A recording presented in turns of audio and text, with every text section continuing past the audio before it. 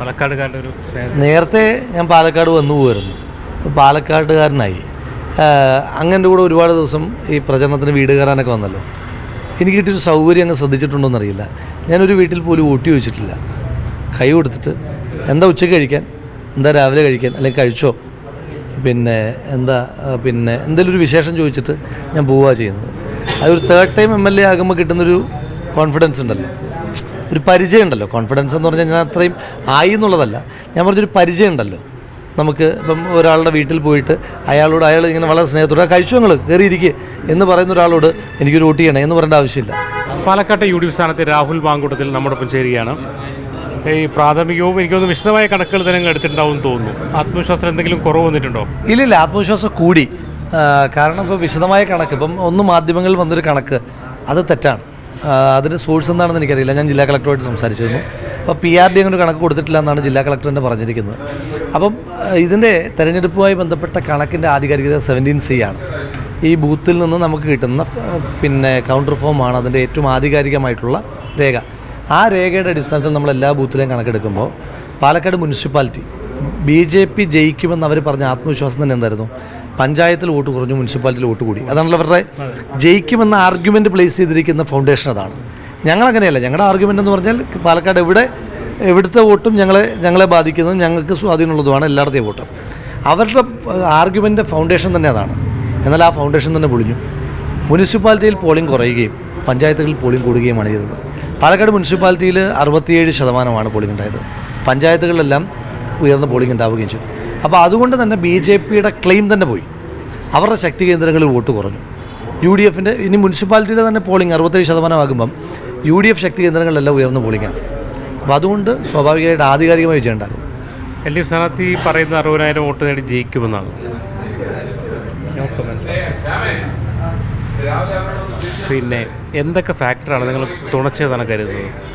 ഒന്ന്, വർഗീയതയ്ക്കെതിരായിട്ടുള്ളൊരു ശക്തമായ പോരാട്ടം നടത്തുന്ന മതേതര മുന്നണിയുടെ സ്ഥാനാർത്ഥി എന്നുള്ളതാണ് ഒന്നാമത്തെ പ്ലസ്. 2, ജനങ്ങളെ ബാധിക്കുന്ന പ്രധാനപ്പെട്ട പ്രശ്നം കേന്ദ്ര സംസ്ഥാന സർക്കാരുകൾക്കെതിരായിട്ടുള്ള ഭരണവിരുദ്ധ വികാരം, മുനിസിപ്പാലിറ്റിക്കെതിരായിട്ടുള്ള വികാരം. 3, ഇവിടുത്തെ 2 ജനപ്രതിനിധികൾ, ഒന്ന് ശ്രീ ഷാഫി പറമ്പിലും ശ്രീ VK ശ്രീകണ്ഠനും, ആ 2 പേർക്കുള്ള പ്ലസ് വോട്ടുകൾ. ഇത്രയും കാര്യങ്ങൾ ചേർന്ന് വലിയ ഉജ്ജ്വലമായ വിജയമുണ്ടാകും. തുടക്കം മുതൽ CPM ഫോക്കസ് ചെയ്യുന്നത് കോൺഗ്രസിനകത്തെ ആഭ്യന്തര വിരുദ്ധ DCC കത്തുകൾ, അങ്ങനെ ഒരുപാട് കാര്യങ്ങളുണ്ട്. ഏറ്റവും അവസാനം എല്ലാ തെരഞ്ഞെടുപ്പും BJP തോൽപ്പിക്കാനാണ് വന്നതെന്നാണ് പറഞ്ഞത്, കൂട്ടിച്ചേർത്തത്. എല്ലാം കഴിഞ്ഞ് വരുമ്പോൾ എങ്ങനെയാണ് ഒരു UDF ക്യാമ്പിൻ്റെ നിങ്ങളുടെ ഒരു തുടക്കം തൊട്ട് CPM എന്താ ചെയ്തത്? CPM കോൺഗ്രസിനെ മാത്രം ആക്രമിക്കുന്നു. CPM കോൺഗ്രസിനെ ആക്രമിച്ചോട്ടെ, ഇപ്പോൾ ചേലക്കരയിൽ ചെയ്യുന്നു, നമുക്ക് മനസ്സിലാക്കാം. പാലക്കാട് BJPക്കെതിരായിട്ട് ഫൈറ്റ് നടക്കുന്ന ഒരു സ്ഥലത്ത് BJPയെ വെറുതെ വിടുക, കോൺഗ്രസിൻ്റെ ക്യാൻഡിഡേറ്റിനെ നിരന്തരമായി ആക്രമിക്കുക, UDF ക്യാൻഡിഡേറ്റിനെ നിരന്തരമായി ആക്രമിക്കുക, മുഖ്യമന്ത്രി വരെ വന്നിട്ട് പാണക്കാട് തങ്ങളെ ആക്ഷേപിക്കുക. അപ്പോൾ അത് ജനങ്ങൾക്കത് ബോധ്യമായി, അവർ തമ്മിലുള്ള ധാരണ ബോധ്യമായി. അത് KPM ഹോട്ടൽ തൊട്ട് വെണ്ണക്കര വരെ കമ്മ്യൂണിസ്റ്റ് ജനതാ പാർട്ടിയായിട്ട് ഫോം ചെയ്യുന്ന ജനങ്ങൾക്ക് മനസ്സിലായി. അപ്പോൾ അതിൻ്റെ റിഫ്ലക്ഷൻ ഉണ്ടാകും. ന്യൂനപക്ഷങ്ങളിൽ രാഷ്ട്രീയ കുഴപ്പം ഉണ്ടാക്കാൻ വേണ്ടി സന്ദീപ് വാര്യരുടെ പഴയ പ്രസ്താവന പരസ്യമായിട്ട് ഇറക്കുക, അതൊക്കെ ഉണ്ടായി. ഒന്ന്, ന്യൂനപക്ഷങ്ങൾ അങ്ങനെ കൺഫ്യൂസ്ഡ് ആകുന്ന രാഷ്ട്രീയ ബോധ്യമില്ലാത്ത ആളുകളാണോ? ആ ദിവസത്തെ പത്രപരസ്യത്തിൽ ശ്രീ സന്ദീപ് വാര്യരുടെ ആ സ്റ്റേറ്റ്മെൻറ്റുകൾ കൊടുക്കുന്നതിനോടൊപ്പം സുരേന്ദ്രൻ്റെ സ്റ്റേറ്റ്മെൻറ്റുകൾ കൂടി കൊടുത്തിരുന്നെങ്കിൽ ന്യൂനപക്ഷങ്ങൾക്ക് മനസ്സിലാകും അതൊരു പൊളിറ്റിക്സ് ആണെന്ന്. സന്ദീപ് വാര്യരുടെ മാത്രം കൊടുക്കുമ്പം അവർക്കതിൻ്റെ പൊളിറ്റിക്സ് ക്ലിയർ അല്ലേ? സംഘപരിവാർ വിരുദ്ധതയല്ല പൊളിറ്റിക്സ് എന്ന് മനസ്സിലായില്ലേ? പൗരത്വ ഭേദഗതി നിയമത്തിനെതിരായിട്ട് അനുകൂലമായി ശ്രീ സന്ദീപ് വാര്യർ ഇട്ടൊരു പോസ്റ്റ് കൊടുത്തിട്ടുണ്ട്. പക്ഷേ ആ പൗരത്വ ഭേദഗതി നിയമത്തിനെതിരെ ഒന്നും പറഞ്ഞിട്ടില്ല. ആ നിയമത്തിനെതിരെ സമരം ചെയ്ത ആളുകളുടെ കേസ് റദ്ദ് ചെയ്യുമെന്ന് പറഞ്ഞ് മുഖ്യമന്ത്രിയുടെ സ്റ്റേറ്റ്മെൻറ്റിനെ പറ്റി പറയുന്നില്ല. ആ സ്റ്റേറ്റ്മെൻറ്റിൽ നിന്ന് മുഖ്യമന്ത്രി പിൻവാങ്ങിപ്പോയതിനെ പറ്റി പറയുന്നില്ല. ന്യൂനപക്ഷം ഹൈലി പൊളിറ്റിക്കലാണ്, ലിറ്ററേറ്റാണ്. ന്യൂനപക്ഷം മാത്രമല്ല, എല്ലാ വിഭാഗം ആളുകളും അവർ ലിറ്ററേറ്റ് അല്ലേ, പൊളിറ്റിക്കലി ലിറ്ററേറ്റ് അല്ലേ. അവരെ അങ്ങനെ കളിയാക്കാൻ പോയി കഴിഞ്ഞാൽ അവർ തിരിച്ചടിക്കില്ലേ?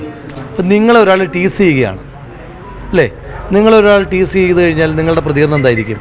ആ പ്രതികരണം ന്യൂനപക്ഷത്തിൻ്റെ ഭാഗത്തുനിന്നുണ്ടാകും. സ്ഥാനാർത്ഥി എന്ന നിലയിൽ ഏതെങ്കിലും പണ്ടൊരു വളരെ ഷാർപ്പായിട്ട് മറുപടി പറയുന്ന ഒരു പൊളിറ്റിക്കൽ ലീഡറാണ്, യങ് ലീഡറാണ്. സ്ഥാനാർത്ഥി എന്തെങ്കിലും പരുവപ്പെട്ടോ, എന്തെങ്കിലും ചെറിയ മാറ്റങ്ങൾ വരുത്തിയോ? അല്ല, ഇപ്പോഴും അങ്ങനെ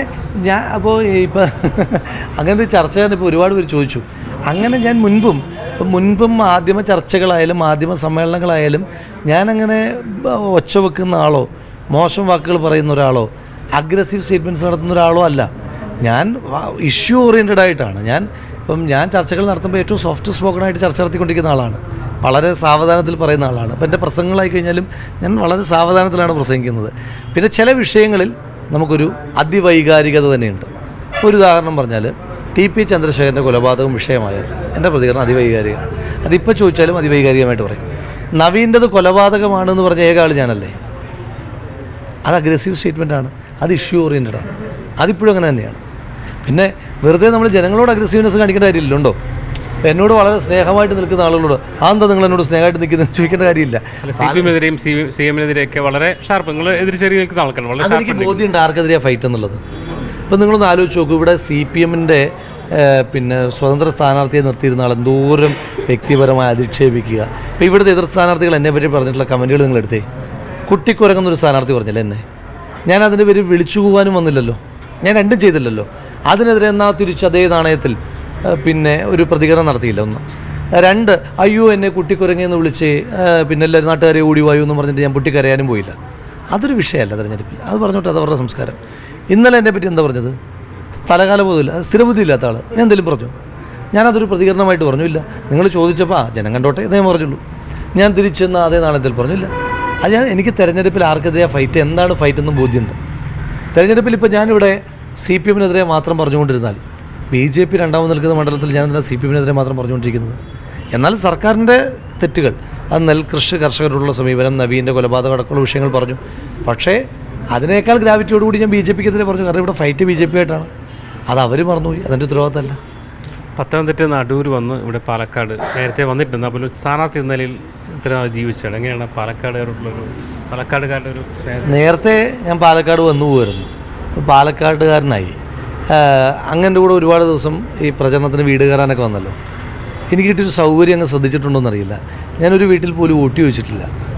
കൈ കൊടുത്തിട്ട് എന്താ ഉച്ചയ്ക്ക് കഴിക്കാൻ, എന്താ രാവിലെ കഴിക്കാൻ, അല്ലെങ്കിൽ കഴിച്ചോ, പിന്നെ എന്താ പിന്നെ എന്തെങ്കിലും ഒരു വിശേഷം ചോദിച്ചിട്ട് ഞാൻ പോവുക ചെയ്യുന്നത്.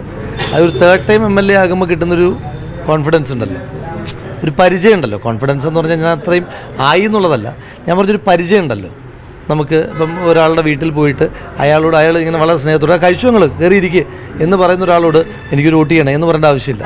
അവരോട് നിങ്ങൾ കഴിച്ചോ, എന്താ വിശേഷം, ഞാൻ എന്നാൽ പോയിട്ട് വരട്ടെ എന്ന് മാത്രം പറഞ്ഞാൽ മതി. ആ പറയുന്ന തരത്തിലുള്ളൊരു പാലക്കാടുകാരനാക്കി മാറ്റിയിട്ടുണ്ട്. നിങ്ങൾ മാറി. ഞാൻ പാലക്കാടുകാരിലെ അവരുടെ അവരുടെ അപ്രോച്ചിനെ പറ്റി ഞാൻ പറഞ്ഞത്. അവരുടെ അപ്രോച്ചിനെ പറ്റി പറഞ്ഞപ്പോൾ നമ്മൾ ഒരാൾ വോട്ട് ചോദിക്കാനായിട്ട് കയറി വരുമ്പോഴേ, അപ്പം വോട്ട് ചോദിക്കാനായിട്ട് കയറി വരുമ്പോൾ നമസ്കാരമൊക്കെ പറഞ്ഞ് വോട്ട് ചോദിക്കാൻ തയ്യാറായിട്ടല്ല, വോട്ട് ചോദിക്കുന്നത് കേൾക്കാൻ തയ്യാറായിട്ടല്ല അവർ നിൽക്കുന്നത്. പിന്നെ ചിലരിപ്പോൾ ഇപ്പം അവസാന ദിവസങ്ങളൊക്കെ ചെന്ന ആളുകൾ കണ്ടില്ലല്ലോ, ആദ്യമേ വരുമെന്ന് വിചാരിച്ചാണല്ലോ എന്ന് പറയുന്നവരുണ്ട്. അപ്പോൾ അവരോട് അയ്യോ എനിക്കൊരു വോട്ട് തരണമെന്ന് പറയേണ്ട കാര്യമില്ലല്ലോ. വന്നിട്ട് ചില ആളുകൾ നമ്മളോട് വിശേഷം ചോദിക്കും. പിന്നെ അമ്മ ഇവിടെ ഉണ്ടോ എന്ന് ചോദിക്കുന്നവരുണ്ട്. അപ്പോൾ അമ്മ ഇവിടെ ഉണ്ടോ എന്ന് ചോദിക്കുന്ന ഒരാളോട് എനിക്കൊരു വോട്ട് തരണമെന്ന് പറയേണ്ട കാര്യമില്ല. അപ്പോൾ അതിന് മറുപടി പറയുക, പോവുക.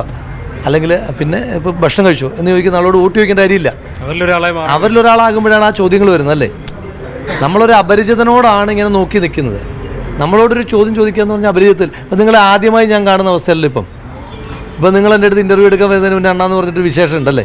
ആ വിശേഷത്തിനിടയിൽ നമ്മൾ രാഷ്ട്രീയ പ്രതികരണമല്ല നടത്തുന്നത്. ഇപ്പോൾ നിങ്ങളെ കാണുമ്പോൾ വ്യക്തിപരമായിട്ടുള്ള സംസാരമാണ്. അത് കഴിഞ്ഞിട്ടാണ് നമ്മൾ ഈ രാഷ്ട്രീയ പ്രതികരണം നടത്തുന്നത്. ആ ഒരു പരിചിതത്വം പാലക്കാട് തന്നിട്ടുണ്ട്.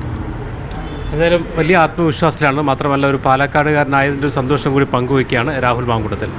സഞ്ജു പറ്റമലപ്പം, മുഹമ്മദ് അസ്ലം, മീഡിയ 1 പാലക്കാട്.